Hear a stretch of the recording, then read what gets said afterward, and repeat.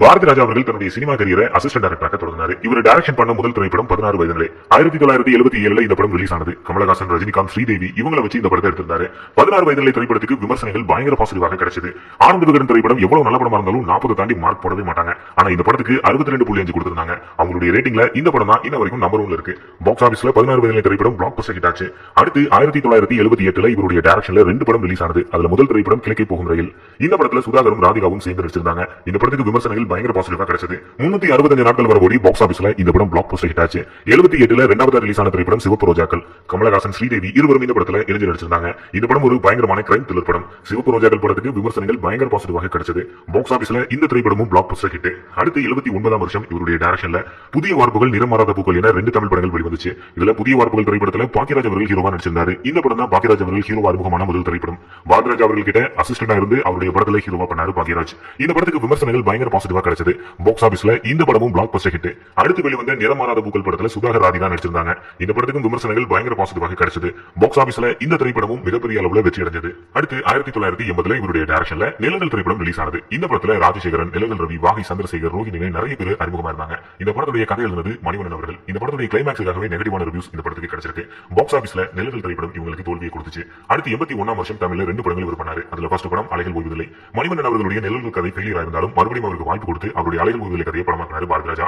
கார்த்திக் அவர்களுக்கும் ராதா அவர்களுக்கும் இந்த படம் தான் முதல் திரைப்படம். விமர்சனங்கள் பயங்கர பாசிட்டிவாக இந்த படத்துக்கு கிடைச்சது. பாக்ஸ் ஆபீஸ்ல அலைகள் ஓய்வதில்லை திரைப்படம் பிளாக் பஸ்டர் ஹிட். அடுத்து ரிலீஸ் ஆன திரைப்படம் டிக் டிக் டிக். கமலஹாசன் அவர்கள் இந்த படத்துல ஹீரோவா பண்ணியிருந்தாரு. இந்த படம் ஒரு கிரைம் த்ரில்லர் கேட்டகரி. பயங்கர பாசிட்டிவான ரிவ்யூஸ் இந்த படத்துக்கு கிடைச்சது. 100 நாட்கள் கடந்து மிகப்பெரிய வெற்றி அடைந்தது இந்த படம். அடுத்து 82ஆம் வருஷம் காதல் ஓவியம், வாலிபமே வாவா என 2 படங்கள். இதுல காதல் ஓவியம் படத்துல புதுமுகம் ஒருத்தர் அறிமுகப்படுத்தியிருந்தாரு பாரதிராஜா. ராதா இந்த படத்துல ஹீரோயினா பண்ணியிருந்தாங்க.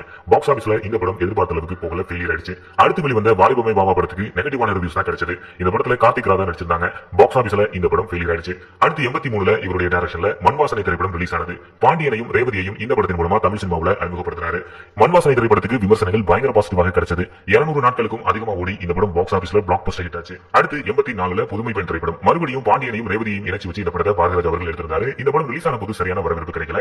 அந்த டைம்ல முதலமைச்சராக இருந்த எம்ஜிஆர் அவர்கள் இந்த படத்தை பார்த்துட்டு பாராட்டியிருக்காரு. அது மட்டும் இல்லாம வரி விலக்கு கொடுத்து டிக்கெட் விலையையும் கம்மி பண்ண சொல்லியிருக்காரு. அதுக்கப்புறம் இந்த படத்தை பலரும் விரும்பி பார்த்திருக்காங்க. பாக்ஸ் ஆபீஸ்ல இந்த படம் ஹிட் ஆயிருக்கு.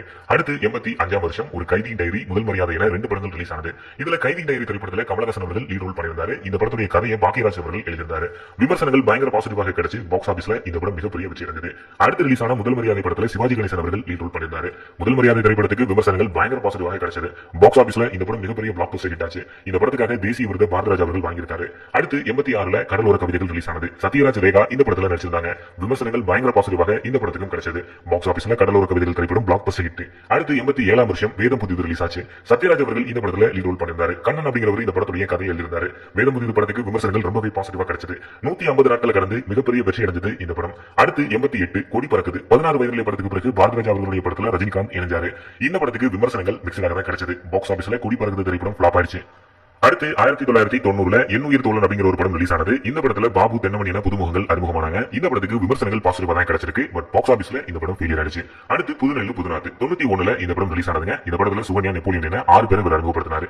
பாசிட்டிவான விமர்சனங்கள் கிடைச்சு பாக்ஸ் ஆபீஸ்ல இந்த படம் சூப்பர் ஹிட் ஆச்சு. அடுத்தது நாடோடி தென்றல் 92ல வெளியான இந்த படத்துல கார்த்திக் மற்றும் ரஞ்சிதா நடிச்சிருந்தாங்க. ரஞ்சிதாவுக்கு இதுதான் தமிழ்ல ஃபர்ஸ்ட் படம். இந்த படத்துக்கு பாசிட்டிவான ரிவ்யூஸ் கிடைச்சது. பாக்ஸ் ஆபீஸ்ல இந்த படம் வெற்றி அடைந்தது. அடுத்து 93ஆம் வருஷம் இவருடைய டைரக்ஷன்ல 2 படம் ரிலீஸ் ஆனது. ஒன்னு கேப்டன் மகள், இன்னொன்னு கிழக்கு சீமையிலே. இதுல கேப்டன் மகள் படத்துல ராஜா ஹீரோவா நடிச்சிருந்தாரு. இந்த படத்துக்கு விமர்சனங்கள் மிக்ஸ்டாக கிடைச்சிருக்கு.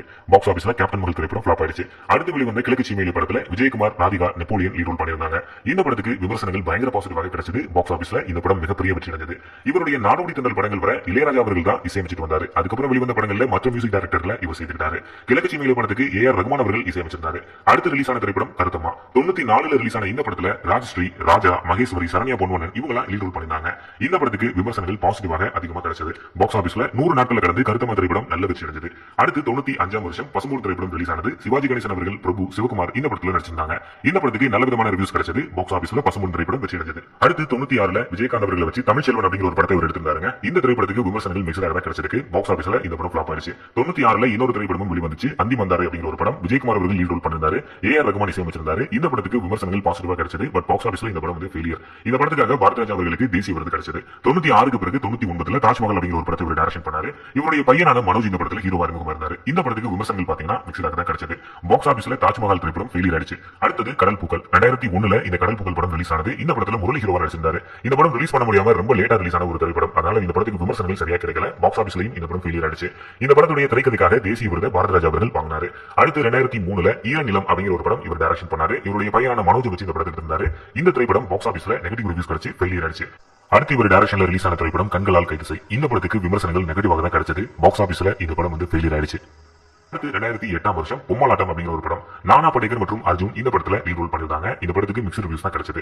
பாக்ஸ் ஆபீஸ்ல இவருக்கு பொம்மலாட்டம் ஃபெயிலியர் தான் கொடுத்துச்சு. அடுத்தது அன்னக்குடி திரைப்படம். இந்த படமும் பாத்தீங்கன்னா ஃபெயிலியர் ஆயிடுச்சுங்க. 2013 இந்த அன்னக்குடி திரைப்படம் ரிலீஸ் ஆனது. அடுத்து கடைசியா 2020 மீண்டும் மரியாதை அப்படிங்கிற ஒரு படத்தை இவர் டைரக்ஷன் பண்ணிருந்தாரு. பட் இந்த படத்துக்கு நெகட்டிவான ரிவ்யூஸ் தான் கிடைச்சது.